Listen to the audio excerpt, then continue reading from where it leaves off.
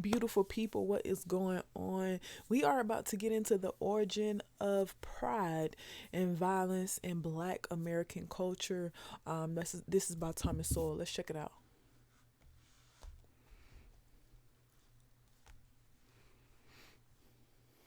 What the rednecks, or crackers, brought with them across the ocean was a whole constellation of attitudes, values, and behavior patterns that might have made sense in the world in which they had lived for centuries, but which would prove to be counterproductive in the world to which they were going, and counterproductive to the blacks who would live in their midst for centuries before emerging into freedom and migrating to the great urban centers of the United States, taking with them similar values.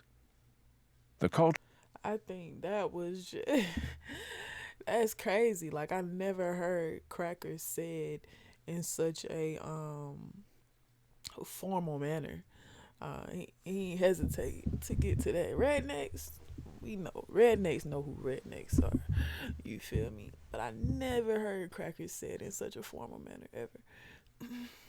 cultural values and social patterns prevalent among Southern whites included an aversion to work, proneness to violence, neglect of education, sexual promiscuity, improvidence, drunkenness, lack of entrepreneurship, reckless searches for excitement, lively music and dance, and a style of religious oratory marked by strident rhetoric, unbridled emotions, and flamboyant imagery.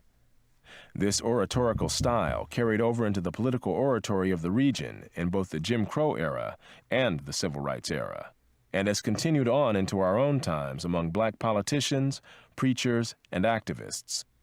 Touchy pride, vanity, and boastful self-dramatization were also part of this redneck culture among people from regions of Britain where the civilization was the least developed. They boast and lack self-restraint, Olmsted said, after observing their descendants in the American antebellum South. While Professor Grady McWhiney's cracker culture is perhaps the most thorough historical study of the values and behavioral patterns of white Southerners, many other scholarly studies have turned up very similar patterns, even when they differed in some ways as to the causes.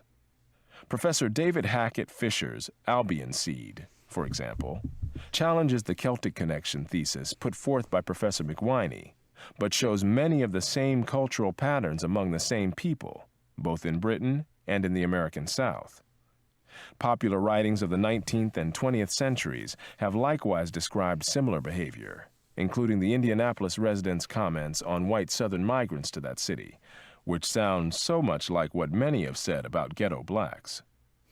None of this is meant to claim that these patterns have remained rigidly unchanged over the centuries, or that there are literally no differences between whites and blacks in any aspects of this subculture. However, what is remarkable is how pervasive and how close the similarities have been.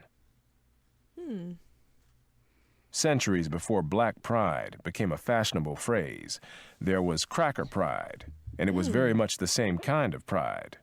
It was not pride in any particular achievement or set of behavioral standards or moral principles adhered to. It was instead a touchiness about anything that might be even remotely construed as a personal slight, much less an insult, combined with a willingness to erupt into violence over it. That is crazy, like beyond crazy. Like it's wild to me. Like I just this is my first time ever hearing that ever. I mean, but isn't that Thomas Sowell point of what he does is to inform us on things that we don't know. You feel me?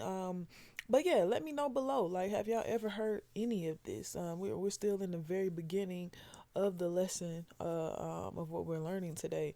So I would love to know if y'all have heard it before. New Englanders were baffled about this kind of pride among crackers. Observing such people, the Yankees could not understand what they had to feel proud about. However, this kind of pride is perhaps best illustrated by an episode reported in Professor McWhiney's Cracker Culture. When an Englishman, tired of waiting for a Southerner to start working on a house he had contracted to build, hired another man to do the job, the enraged Southerner, who considered himself dishonored, vowed, "Tomorrow morn I will come with men and 20 rifles, and I will have your life or you shall have mine." In the vernacular of our later times, he had been dissed, and he was not going to stand for it, regardless of the consequences for himself or others.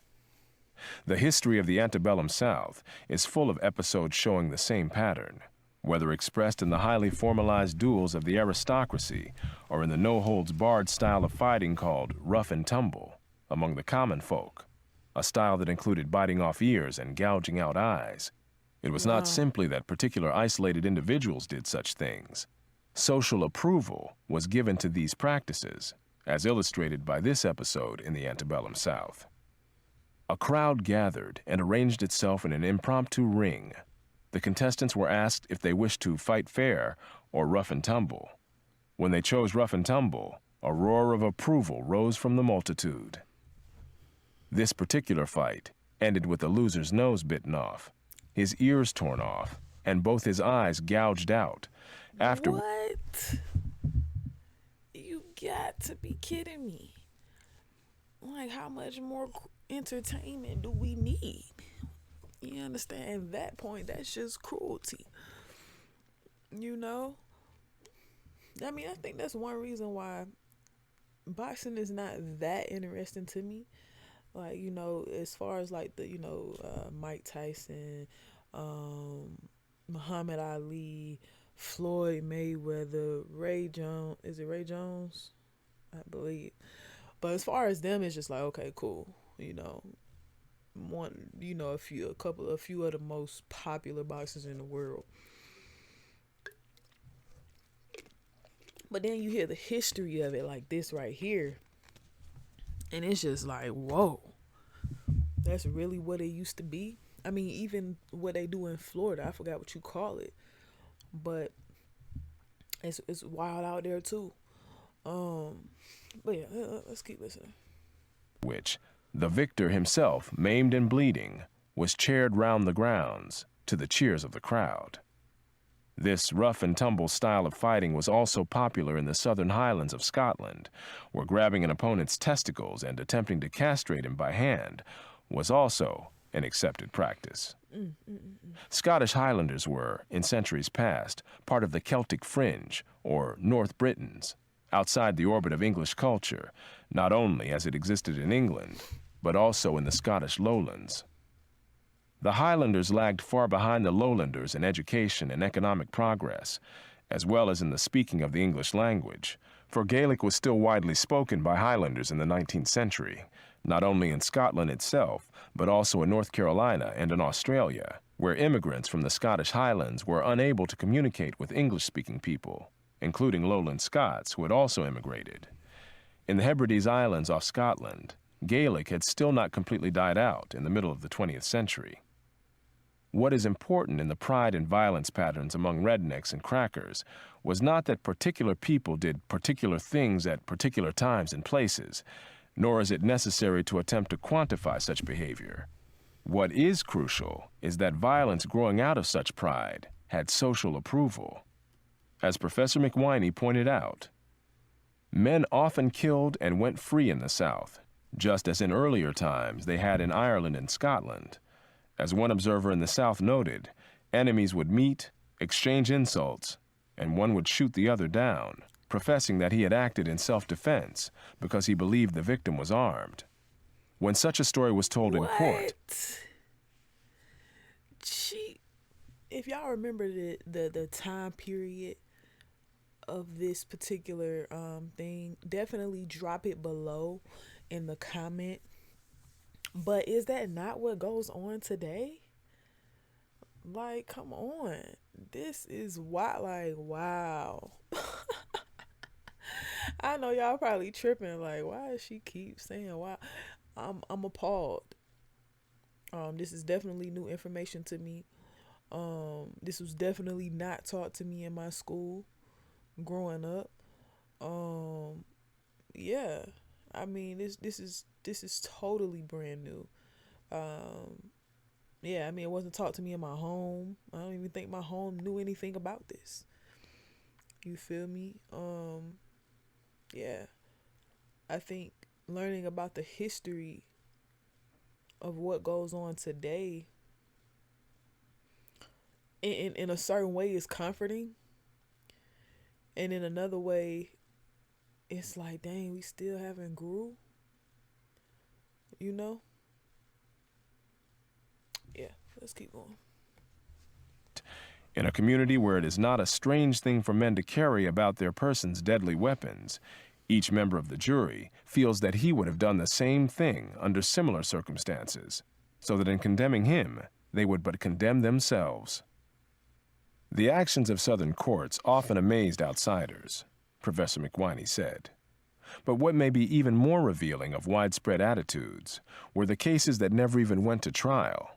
As another study of white Southerners put it, to many rural Southerners, rather than a set of legal statutes, justice remained a matter of societal norms allowing for respect of property rights, individual honor, and a maximum of personal independence. Any violation of this pattern amounted to a breach of justice requiring a specific response from the injured party. Upon learning that a youthful neighbor had approached his wife in an overly friendly manner, Robert Leard of Tangipahoa, Louisiana, promptly tracked the young man down and killed him. Under the Piney Woods Code of Justice, anything less would have invited shame and ridicule upon the Leard family. Intensity of personal pride was connected by Olmsted with the fiend-like street fights of the South. He mentioned an episode of public murder with impunity. A gentleman of veracity, now living in the South, told me that among his friends he had once numbered 2 young men who were themselves intimate friends, till one of them, taking offense at some foolish words uttered by the other, challenges him. A large crowd assembled to see the duel, which took place on a piece of prairie ground. The combatants came armed with rifles, and at the first interchange of shots, the challenged man fell disabled by a ball in the thigh. The other, throwing down his rifle, walked toward him, and kneeling by his side, drew a bowie knife and deliberately butchered him. The crowd of bystanders not only permitted this, but the execrable assassin still lives in the community, has since married, and, as far as my informant could judge, his social position has been rather advanced than otherwise, from thus dealing with his enemy. Again, what is important here is not the isolated incident itself, but the set of social attitudes which allowed such incidents to take place publicly with impunity. The killer knowing in advance that what he was doing had community approval. Moreover, such attitudes went back for centuries on both sides of the Atlantic, at least among the particular people concerned. During the era when dueling became a pattern among upper-class Americans, between the Revolutionary War and the Civil War, it was particularly prevalent in the South. As a social history of the United States noted, of Southern statesmen who rose to prominence after 1790, hardly one can be mentioned who was not involved in a duel. Did this man just say 1790? Sheesh. Editors of Southern newspapers became involved in duels so often that cartoonists depicted them with a pen in one hand and a dueling pistol in the other. Most duels arose not over substantive issues, but over words considered insulting.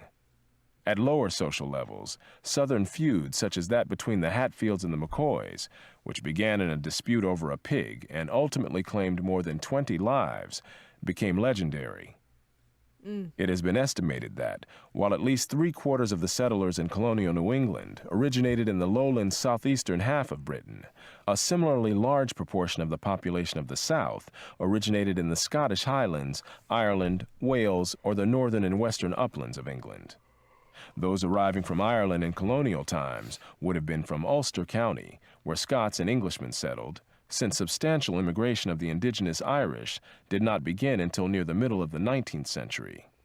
Radically different cultures could develop and persist during this era before transportation and communication developed to the point of promoting widespread interactions among people in different regions. In colonial America, the people of the English borderlands and of the Celtic fringe were seen by contemporaries as culturally quite distinct and were socially unwelcome. Mob action prevented a shipload of Ulster Scots from landing in Boston in 1719, and the Quaker leaders of eastern Pennsylvania encouraged Ulster Scots to settle out in western Pennsylvania, where they acted as a buffer to the Indians, as well as being a constant source of friction and conflict with the Indians. It was not just in the North that crackers and rednecks were considered to be undesirables. Southern plantation owners with poor whites living on adjoining land would often offer to buy their land for more than it was worth in order to be rid of such neighbors. Because there were no racial differences to form separate statistical categories for these North Britons and for other whites who settled in the South, or in particular enclaves elsewhere, indirect indicators must serve as proxies for these cultural differences. Names are among these indicators. Edward, for example, was a popular name in Virginia and in Wessex, England, from which many Virginians had emigrated. But the first 40 classes of undergraduates at Harvard College contained only one man named Edward. It would be nearly 2 centuries before Harvard enrolled anyone named Patrick, even though that was a common name in western Pennsylvania, where the Ulster Scots settled. You telling me they only had Edwards and then they just graduated to the name Patrick? Am I missing something here, y'all? Am I missing something, or is this serious business? This says something not only about the social and geographic differences of the times, but also about how regionalized the naming patterns were then, in contrast to the fact that no one today finds it particularly strange when an Asian American has such non-Asian first names as Kevin or Michelle. Even where there was no conflict or hostility involved, Southerners often showed a reckless disregard for human life, including their own. For example, the racing of steamboats that happened to encounter each other on the rivers of the South often ended with exploding boilers, especially when the excited competition led to the tying down of safety valves in order to build up more pressure to generate more speed. An impromptu race between steamboats that encountered each other on the Mississippi illustrates the pattern. On board one boat was an old lady who, having bought a winter stock of bacon, pork, etc., was returning to her home on the banks of the Mississippi. Fun lovers on board both boats insisted upon a race. Cheers and drawn pistols obliged the captains to cooperate. As the boats struggled to outdistance each other, excited passengers demanded more speed. Despite every effort, the boats raced evenly until the old lady directed her slaves to throw all her casks of bacon into the boilers. Her boat then moved ahead of the other vessel, which suddenly exploded. Clouds of splinters and human limbs darkened the sky.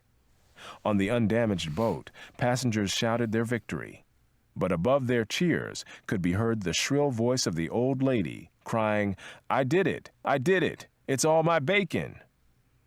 What? On the Mississippi and other western rivers of the United States, as it existed in the early 19th century, it has been estimated that 30% of all the steamboats were lost in accidents. Part of this may have been due to deficiencies in the early steamboats themselves, but much of it... That boat is huge. I've only been on one cruise in my life. I don't even think that boat was that big. was due to the recklessness with which they were operated on southern rivers. The comments of a fireman on a Mississippi steamboat of that era may suggest why a river voyage was considered more dangerous than crossing the Atlantic, at a time when sinkings in the Atlantic were by no means rare. "Talk about northern steamers," the fireman of a Mississippi steamboat sneered to an Eastern traveler in 1844. "You don't need no spunk to navigate them waters. You ain't bust a boiler in 5 years. But I tell you, stranger, it takes a man to ride one of these half-alligator boats, head on a snag, high pressures, valve soldered down, 600 souls on board, and in danger of going to the devil."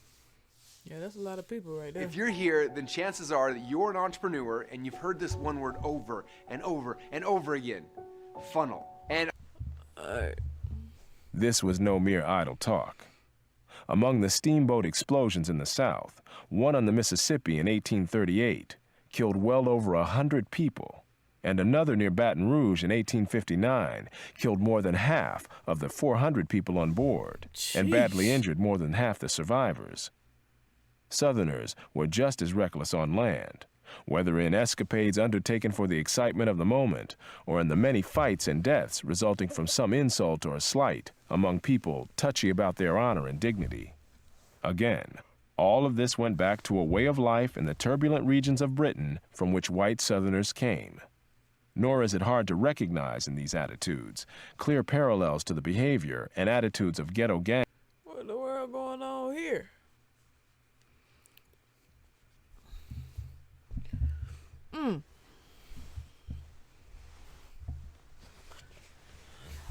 Take me there, Thomas. I'm listening. Gangs today who kill over a look or a word or any action that can be construed as dissing them. Pride had yet another side to it. Among the definitions of a cracker in the Oxford Dictionary is a braggart, one who talks trash in today's vernacular. A wisecracker. More than mere wisecracks were involved, however. Rednecks, crackers, braggart, which is a wisecracker. What? And this around the 1700s? Are we still in the 1700s? Did we pass that? That's the last year I heard. Y'all let me know if I missed another period. The pattern is one said by Professor McWhiney to go back to descriptions of ancient Celts as boasters and threateners and given to bombastic self-dramatization.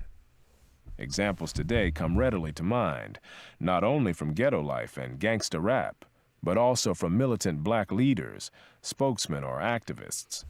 What is painfully ironic is that such attitudes and behavior are projected today as aspects of a distinctive black identity, when in fact they are part of a centuries-old pattern among the whites in whose midst generations of blacks live. The same way they try to say we bring drugs to to our own communities, bruh.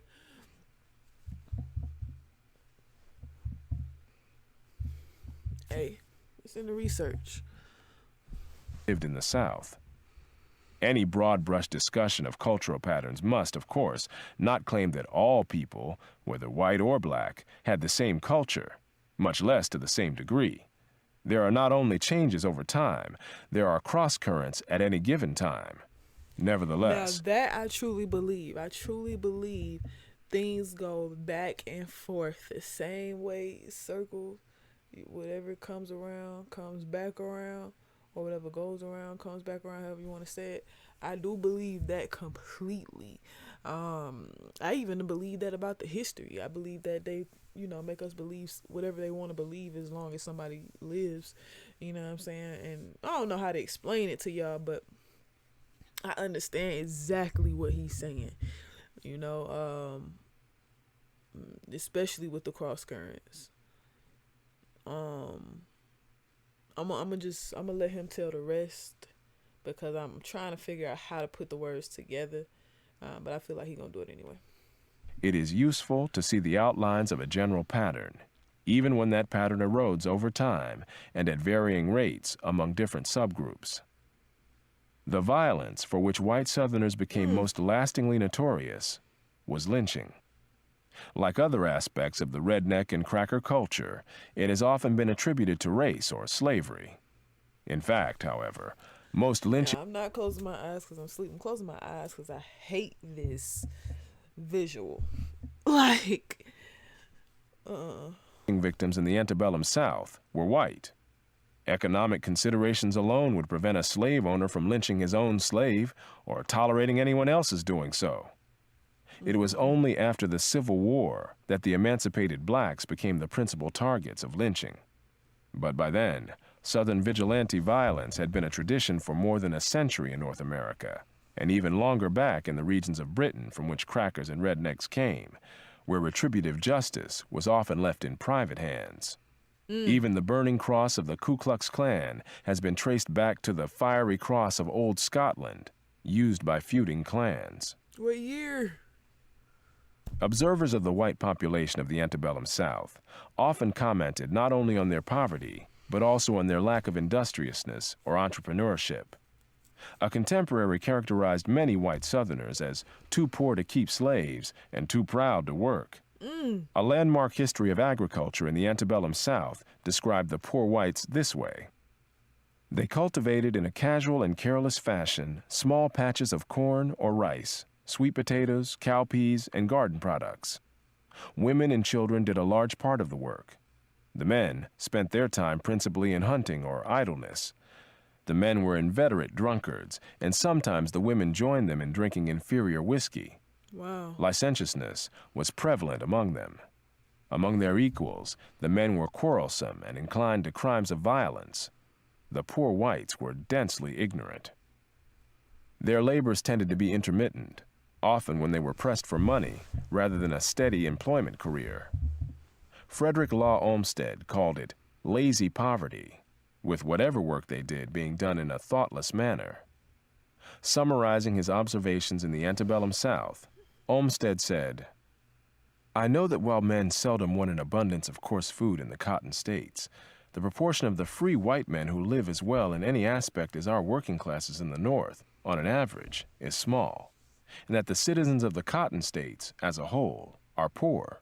They work little, and that little, badly.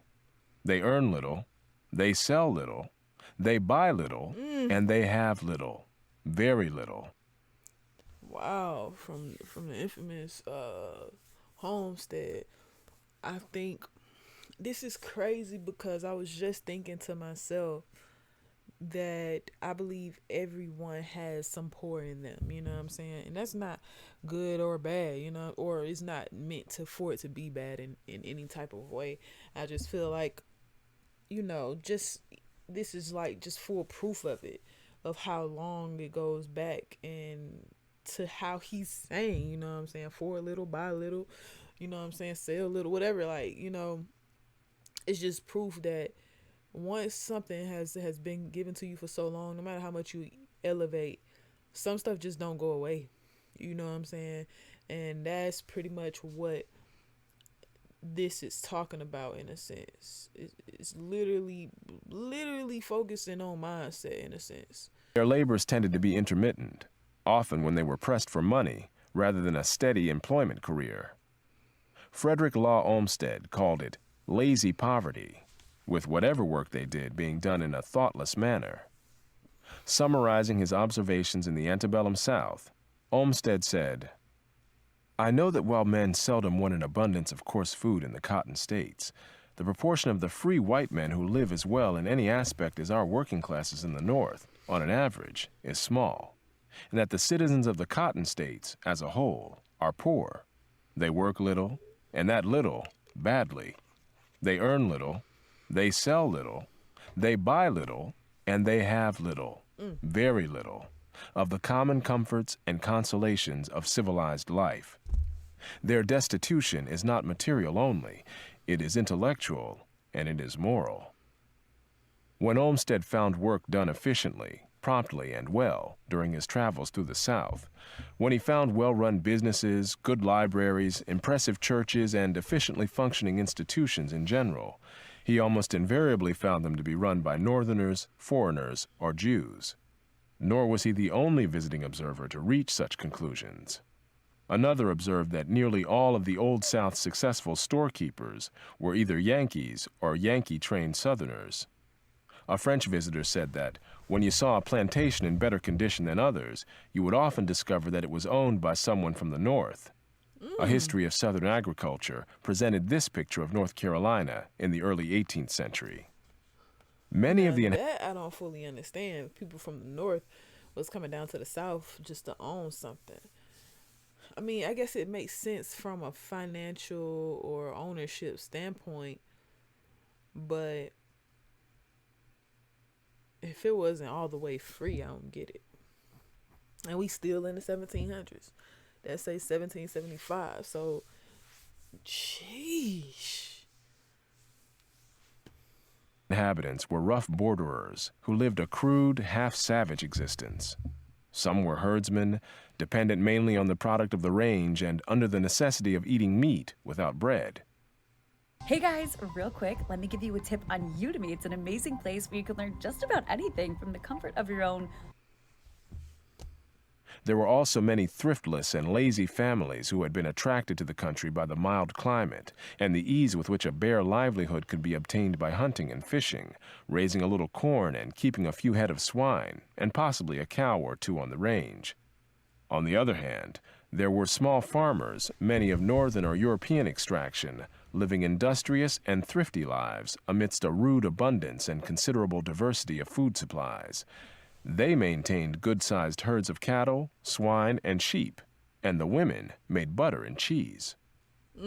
Borderers, at that point, would refer to people from the borderlands of Britain, those included in what Professor McWhiney and others have called the Celtic Fringe, and what Professor Fisher called North Britons.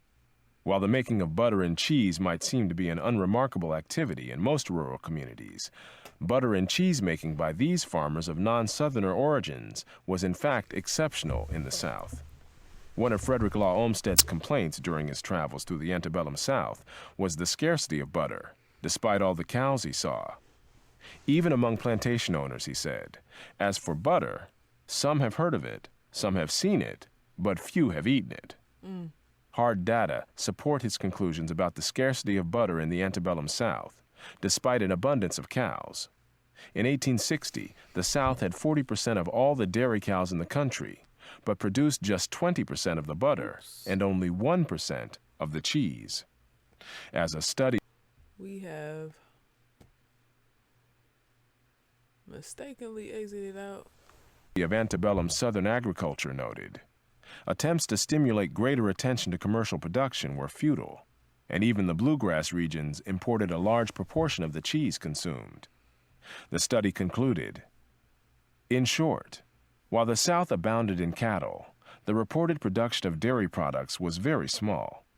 A table based on census statistics shows that some of the southern states, such as Texas and Florida, had far more cattle per capita than important dairy states like Vermont and New York. And in most of the southern states, cattle per capita were nearly or quite as numerous as in the northern states. Yet the production of butter and cheese per capita in most of the southern states was insignificant as compared with per capita production in the principal northeastern states. Wow. Yeah, this is a lot of information. A lot of history, very in depth. You understand? Definitely makes a lot of sense, on where things come from. And I think also it's a huge mirror on what being brainwashed looks like. And I think once we all understand that, once we all throw out what we know and research what is, or even live in what is, I believe we could all, coexist and have conversations and just, be something that we'll never be. I just feel like it is possible, and maybe someday, whose lifetime, I'm not 100% sure if it'll be mine, at least. But yeah, definitely some great information. We may end up doing a part 2. But I am your girl InAVeeCoop, Don Peace in the InAVeeCoop to be exact. Make sure you like, comment, share, subscribe, all that good stuff, man. Come over to the Coop Troop live Tuesdays and Thursdays, and we'll start anywhere between 2:30 and 4:30. But just make sure you hit that notification bell so you can know when we're on. All right, till next time. Thank you for joining.